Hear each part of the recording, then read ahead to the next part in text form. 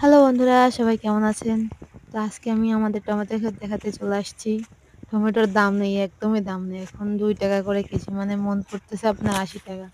গাছে পেকে পেকে রয়ে গেছে, কেউ খাইতেছে না। কত সুন্দর টমেটো, তাই এখন দাম নাই দেখে। এভাবে চলতে থাকলে কৃষক বাঁচবে বলেন?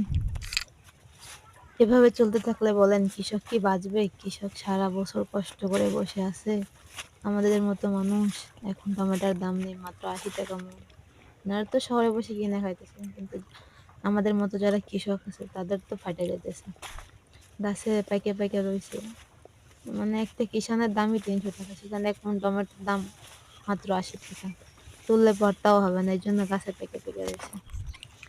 আর যদি আমার ভিডিও ভালো লাগে তাহলে অবশ্যই সাবস্ক্রাইব করবেন, লাইক, কমেন্ট, শেয়ার করবেন, পাশে থাকবেন। আপনারা নিজেদের খেয়াল রাখবেন। ধন্যবাদ, ভালো থাকবেন। আজকের মতো এইটুকুই।